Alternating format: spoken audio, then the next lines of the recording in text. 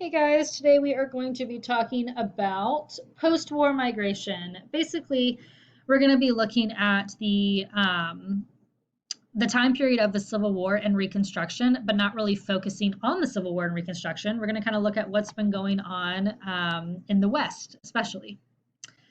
So we'll start off with the Homestead Act of 1862. So basically, one of the ways the federal government could gain money during the Civil War was to sell federal land. And a lot of the land that had not been sold yet was called the Great Plains. It's basically this yellow area right here that we know today as probably like the Midwest or something like that. It's interesting terrain. Sometimes it's flat, sometimes it's mountainous. The weather is pretty unpredictable. You could have droughts, or you could have like tornadoes, or you could have blizzards, or things like that.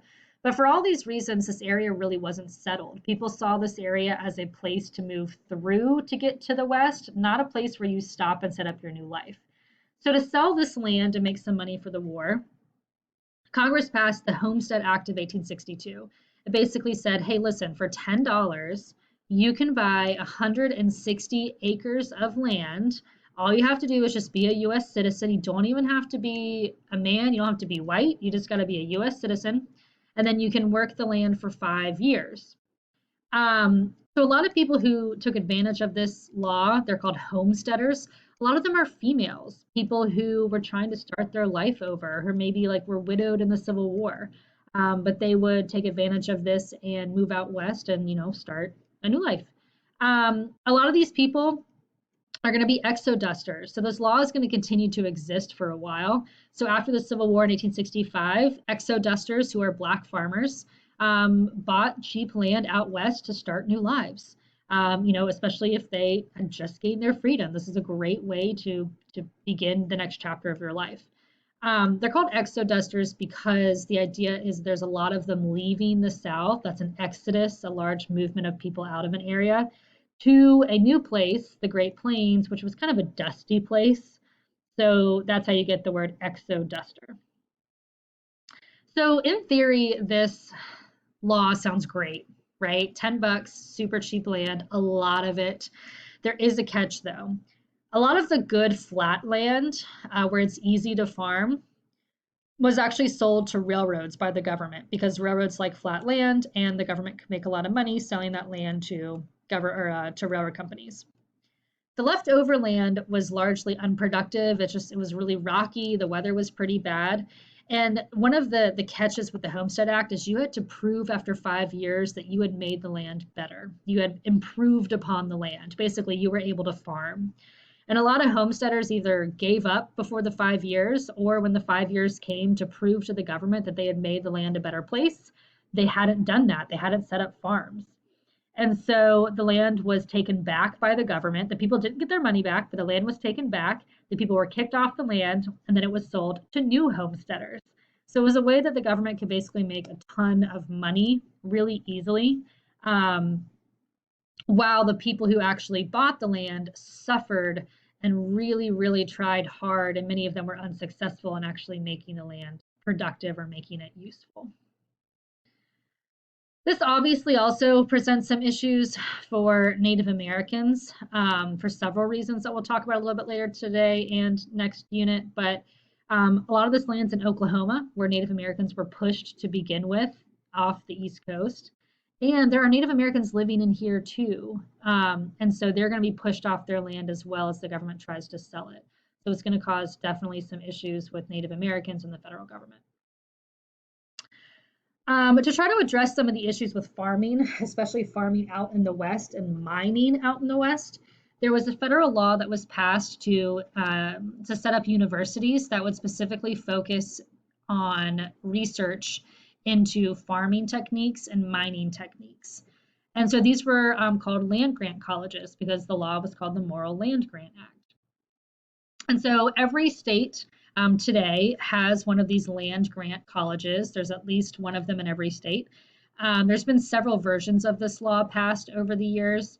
But basically, these universities, like the goal is, or the initial goal when they were established, was to be, farming and mining universities to really focus on that kind of research and that kind of education.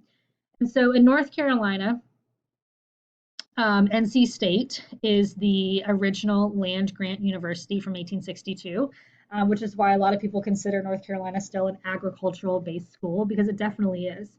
In 1890, there was another land grant college established. It's the North Carolina A&T State University, which is also a historically Black college as well. But you can see all these other states, they do have these universities that initially focused mostly on agriculture and mining, but today also can focus on other things too. Another big thing that was being done in the Reconstruction Civil War time period is the finishing of the Transcontinental Railroad. So basically, this was a railroad that connected all of the railroads in the East. It connected them all the way to the West Coast. The federal government paid for some of this railroad to be constructed. It's called subsidizing. If the federal government subsidizes something, it pays for some of it. And so the federal government put some money into finishing this railroad, knowing that it was going to help to stimulate the economy and connect the country together. This railroad was built in two phases. One phase was built from the ocean, the Pacific Ocean, eastward.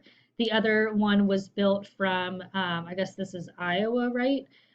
Was built here going westward. And they met right here in Utah and they had a party. However, building the railroad is incredibly intensive for the workers who are building it. And a lot of the people that were hired were immigrants and Black Americans. And there are also some Civil War veterans as well. But the thing is, though, the immigrants and the Black workers, they're the ones who are going to face a lot of discrimination. They get lower pay, they get more dangerous jobs, they get more dangerous conditions, they get worse boarding, they get worse equipment, and the people who really suffer the worst discrimination on the railroad construction are going to be Chinese immigrants. That's largely because they just had an unfamiliar appearance. Their skin tone was different, their facial features were different. And so they're going to face discrimination from all sorts of different people out in the West. And they're definitely going to be a target by the federal government in the 1880s, where the federal government tries to limit or basically ban entirely Chinese immigration to the United States. All right, so what are some of the consequences of settling the West, getting people out in the Great Plains, living there, and also all the way out to the West Coast? Well, one is that it required the building of a railroad that we just talked about, the Transcontinental Railroad, and that's going to develop a really close relationship between the federal government, businesses, and banks, which is going to open up the door to a lot of corruption, which is very prevalent in the 1880s. Another negative side effect or consequence is the loss of Native American culture, land, and resources during this time period as Americans and railroads continued to move out west. Some positive aspects here are that the country is physically united. Travel is pretty quick around the country, east, west, north, south. There's increased trade and commercial activity, like you have the birth of the mail order catalog right here, where you could basically order anything that you want from the catalog and it would be shipped to your town or your local post office. It would take a while. It's not like Amazon Prime. It's not coming the next day, but within the span of a few weeks, you would get whatever you ordered. So it made it possible to live out in the West or in kind of remote areas. You also have the growth of what are called boom towns along the railroad. These little commercial hubs with hotels and bars and things like that that people could stay at or even vacation in. And then by 1890, the Great Plains is considered settled.